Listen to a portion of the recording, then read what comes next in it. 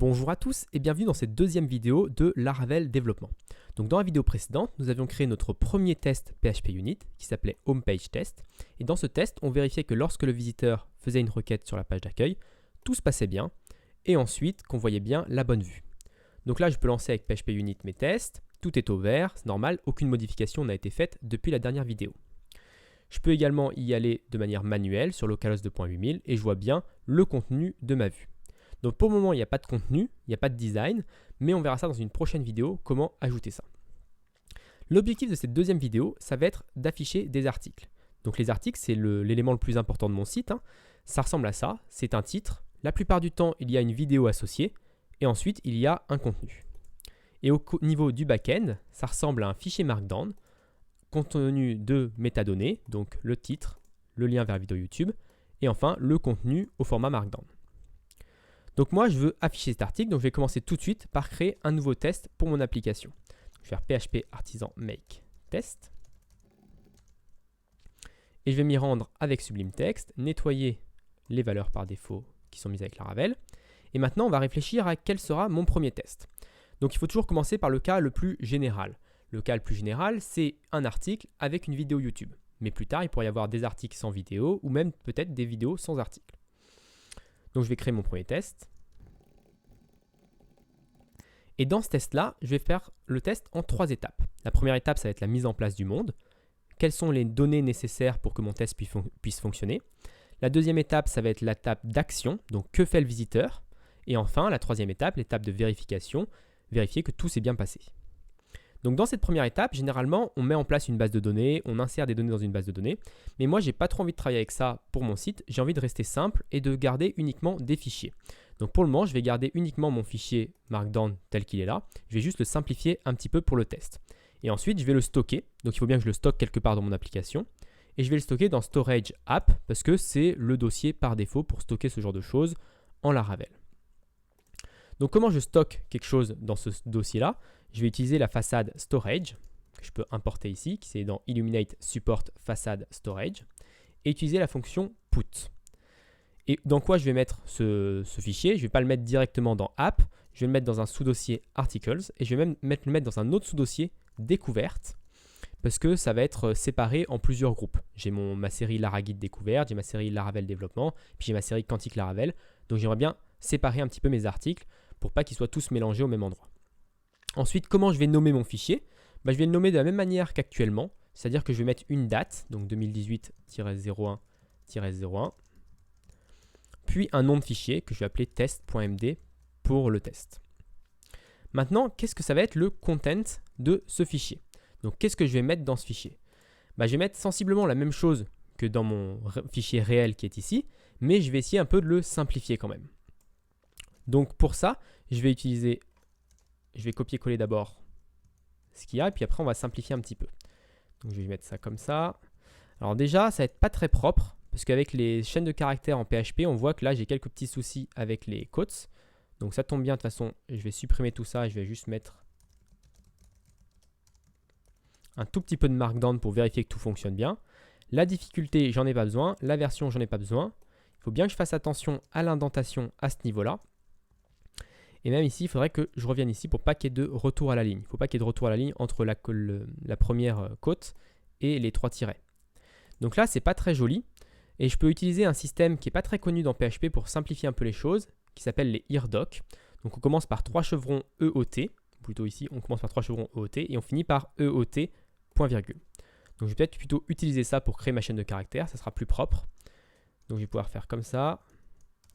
3 chevrons EOT.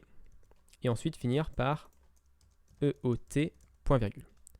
Donc là, c'est un petit peu plus propre, ça m'évite d'avoir le retour à la ligne tout au début.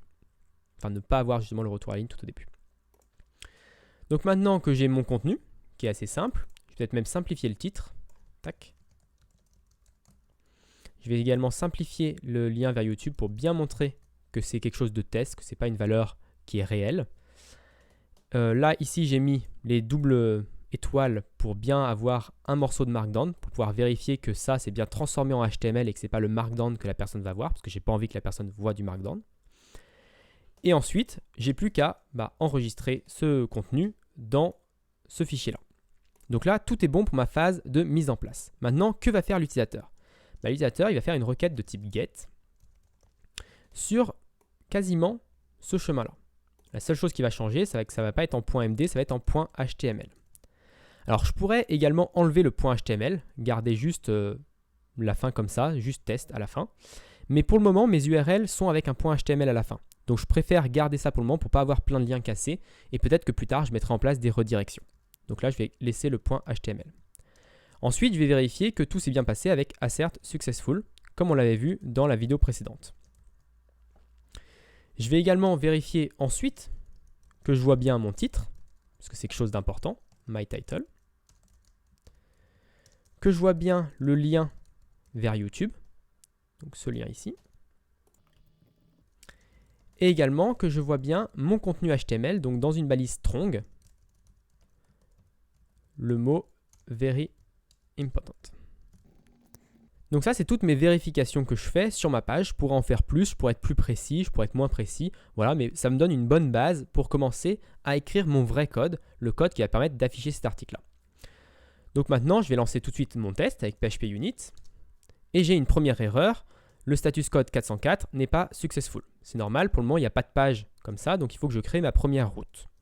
Donc je vais aller dans route web.php et je vais créer une nouvelle route de type get sur /articles, là je vais appeler ça un channel, voilà, ou une playlist, je pourrais l'appeler autrement.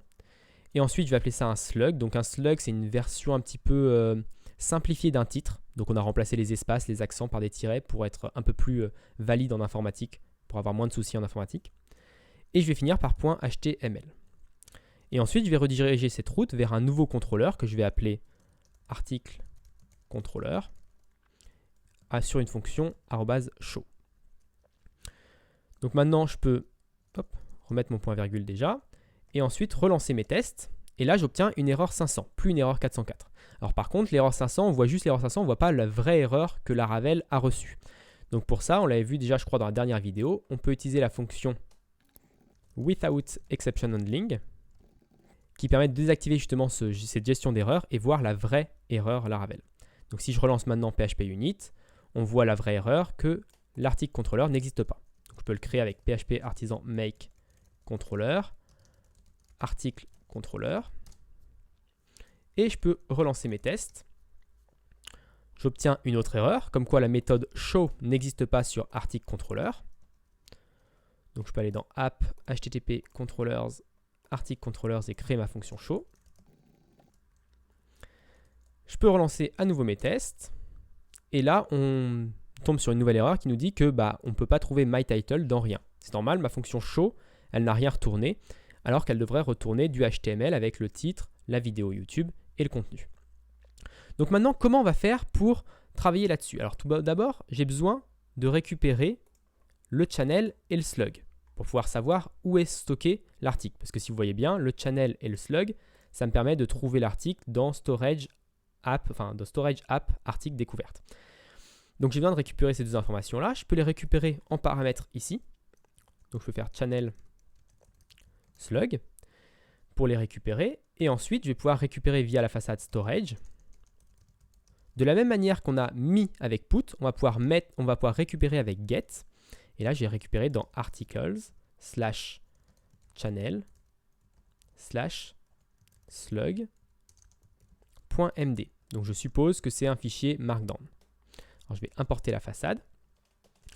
Alors ce système-là avec les double quotes, on peut, avec les double quotes en PHP, mettre des variables à l'intérieur d'une chaîne de caractères. C'est un peu plus simple et un peu plus lisible. Et du coup, PHP va prendre tout ce qui est entre les accolades et le transformer avec le contenu de la variable. Et donc là, on va recevoir le content. Et on peut par exemple utiliser la fonction dd pour dump and die pour afficher ce content. Donc là, si je reviens sur mes tests et que je les relance, là, on voit bien le contenu qui s'affiche. Donc c'est bien le contenu que j'ai inséré avec mes tests et je le reçois maintenant dans mon contrôleur. Maintenant, comment on va faire pour récupérer le myTitle et récupérer le lien et puis aussi récupérer le format HTML. Donc je vais utiliser un package qui s'appelle FrontYAML. Donc c'est un peu le système que j'utilise, le FrontYAML, qui permet de faire justement ces métadonnées-là. Et donc je vais installer tout de suite ce package avec Composer, donc Composer Require, pour pouvoir l'utiliser. Donc en attendant, on va voir un petit peu la documentation. C'est plutôt simple, on a juste à créer un nouveau parseur, parser la chaîne de caractères, et ensuite on peut récupérer les métadonnées et le contenu. Donc c'est assez facile, je vais copier ça dans mon contrôleur. Tac, à la place de ça. Je vais mettre le backslash devant ici. Notre parseur, il va parser pas $str, il va parser $content, donc ce qu'on vient de récupérer depuis le fichier. Et ensuite, on va pouvoir récupérer le YAML et le HTML. Donc la même chose, je vais faire un die and dump, donc de YAML et de $HTML. Et on va attendre que c'est téléchargé. Donc ça a été téléchargé pendant que je faisais ça. Donc je peux relancer mes tests et voir un petit peu ce que ça me donne. Donc là, on voit que la première variable contient un tableau avec title, my title, YouTube, le lien vers YouTube. Donc ça, c'est parfait, c'est tout ce que je veux. Et ensuite, le deuxième variable contient du HTML. Donc on voit bien que les doubles étoiles ont été transformées en strong, comme je le voulais également. Donc tout est bon, j'ai plus qu'à créer ma vue. Donc je peux faire return, view. Je vais créer une vue dans un sous-dossier articles, pour bien les ranger, et je vais appeler la vue show. Et à cette vue, je vais lui passer des paramètres. Donc je vais lui passer comme premier paramètre le titre, donc dans YAML title. Je vais également lui passer le lien vers YouTube. Et je vais également lui passer le contenu. Je vais enlever le DD pour que ça puisse fonctionner. Et on va relancer les tests pour voir ce qu'il nous dit. Donc là, j'ai une nouvelle erreur qui nous dit que la vue undefined index content. Alors c'est un petit peu bizarre déjà, je m'attendais à une erreur sur la vue. Mais c'est juste parce que ici, j'ai mis $YAML content au lieu de mettre $HTML. Voilà. Parce que là, c'est le get content qui me retourne le HTML. Donc maintenant, si je relance mes tests, normalement, il va me dire que la vue article show n'existe pas. Donc je peux la créer tout de suite dans Resources Views. Je vais créer un nouveau folder articles. Et dans ce nouveau dossier, je vais créer un nouveau fichier que je vais appeler show.blade.php. Dans ce dossier, je dois afficher le title, donc $title. Je dois également afficher la vidéo YouTube, donc je vais faire YouTube. Et ensuite, je dois afficher le content. Alors ici, on va avoir des petits bugs, des petites erreurs encore. Si je fais PHP unit, on voit ici qu'il me dit j'ai pas réussi à trouver strong very important. Alors on voit qu'il est ici, mais par contre il a été escape. Alors c'est parce que Blade par défaut nous protège des injections XSS. Donc ça évite d'avoir du HTML dans nos vues. On ne peut pas afficher une variable qui contient du HTML dans nos vues. Alors pour faire ça, on va demander à Blade de ne pas nous protéger avec les doubles points d'exclamation, comme ça. Et donc là, cette fois-ci, Blade, au lieu d'afficher $content et de le passer dans la moulinette des HTML special chars pour pas que le HTML soit exécuté, ou le JavaScript d'ailleurs, du coup, il va l'afficher en brut. Parce que nous, on sait que c'est sécurisé, on sait que c'est nous qui avons créé ce fichier-là, donc c'est pas quelque chose que l'utilisateur a entré, donc c'est sécurisé, on peut bypasser la sécurité. Donc si j'enregistre et que je relance mes tests, cette fois-ci, tout est au vert. Donc là, on a quelque chose qui est fonctionnel. Et si je vais dans localhost 2.humil/articles/découverte/2018-01-01-test.md, .html du coup, parce que c'est pas le markdown qu'on veut, c'est le HTML. J'ai une erreur qui me dit que le fichier n'existe pas parce que j'ai oublié un E, d'accord. Et là, j'obtiens bien my title, HTTP, le lien vers YouTube et le very important. Alors déjà, je vais mettre un H1 autour de mon titre, même si pour le moment c'est pas très important, ça permettra juste d'avoir un truc un peu plus propre. Et là on voit par contre que la vidéo est affichée comme ça, par contre la vidéo n'est pas affichée correctement. Donc là notre test est vert et pourtant il y a un problème sur notre site, on voudrait avoir la vidéo YouTube et pas juste le lien.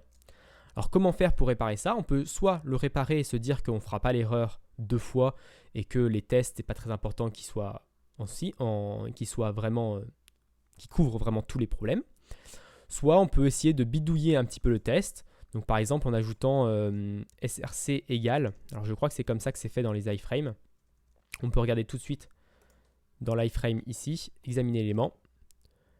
Voilà l'iframe, on a un src égale entre guillemets le lien. Donc je vais copier serveur du HTML. Je vais le mettre d'abord dans mon test. Donc ici, je vais mettre src égale, ouvrez guillemets, comme ça. Je peux maintenant relancer mes tests. Maintenant, on a une erreur parce que il y a bien le lien. Par contre, il n'est pas dans src égale. Et pour réparer ça, je vais cette fois-ci le réparer correctement en mettant l'iframe complète. Donc, remplacer ça par ça. Enlever la classe YouTube qui n'est pas nécessaire. Et ça devrait fonctionner. Donc là, si je reviens ici, j'ai bien l'iframe qui apparaît. Bon, la vidéo n'existe pas, donc forcément, il y a un bug, mais ça, c'est pas très important. Et enfin, si je relance mes tests unitaires, cette fois-ci, ils sont ouverts et on voit bien que tout fonctionne. Donc voilà pour cette deuxième vidéo. N'hésitez pas à la partager si elle vous a plu et à commenter si vous avez des questions. Et moi, je vous donne rendez-vous la semaine prochaine pour une nouvelle vidéo de Laravel Développement.